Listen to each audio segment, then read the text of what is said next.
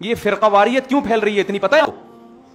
فرقہ واریت اس لیے پھیل رہی ہے کہ مجتہدین کی فیلڈ ہے قرآن و سنت پہ ریسرچ کر کے امت کو مسائل بتانا، اور پھر عام آدمی کا کام ہے ان کی تقلید کرنا. لیکن عام آدمی تقلید کے لفظ سے چڑھتا ہے، وہ کہتا ہے میں کسی کو کیوں فالو کروں، میں خود سمجھوں گا، اور وہ پراپر طریقے سے قرآن و سنت پڑھا نہیں ہے.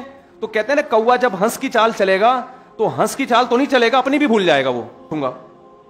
لوگ کہتے ہیں 2 نمبر مولوی بھی تو ہوتے ہیں، تو ڈاکٹر بھی تو 2 نمبر ہوتے ہیں نا.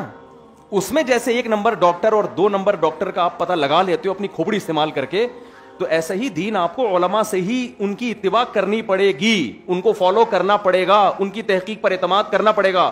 فرق یہ ہے کہ 2 نمبر اور 1 نمبر میں آپ کو فرق کرنا پڑے گا. تقلید 2 قسم کی ہوتی ہے، ایک اندھی تقلید اور ایک تقلید علی وجہ البصیرہ.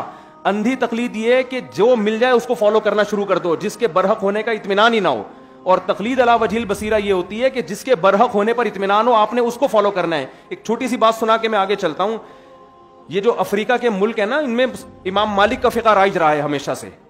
ایک عورت کسی مفتی کے پاس آئی کہ مجھے ایک مسئلہ بتاؤ. ان مفتی نے کہا قرآن و حدیث کی روشنی میں بتاؤں یا امام مالک کا قول بتاؤں؟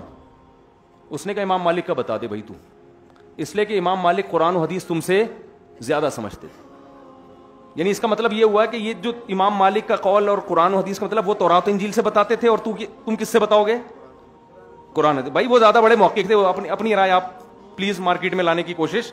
تو آج جو قرآن و حدیث کے نام پہ نئی نئی چیزیں آ رہی ہیں، یہ ان کی اپنی رائے ہوتی ہے. لیبل کس کا لگا ہوتا ہے؟ قرآن و حدیث کا. تو جو قرآن و حدیث کے ماہرین ہیں جن پر پوری امت نے اجماع کیا ہے، ان ماہرین کی رائے کو لینا قرآن و حدیث ہی کو لینا کہلائے گا. پھر یہاں لوگ یہ کہتے ہیں آپ کو کیسے پتا چلا کہ امام حنیفہ مجتہد تھے؟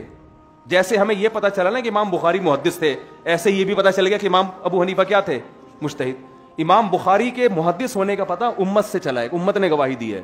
تو ابو حنیفہ کے مجتہد ہونے کا پتہ بھی کس سے چلا ہے؟ امت نے گواہی دی ہے. تو امت کی گواہی یہ معتبر ہے. یہ امت تو دوسری امتوں پہ گواہ بنے گی. یہ امت من حیث الامہ گمراہ نہیں ہو سکتی.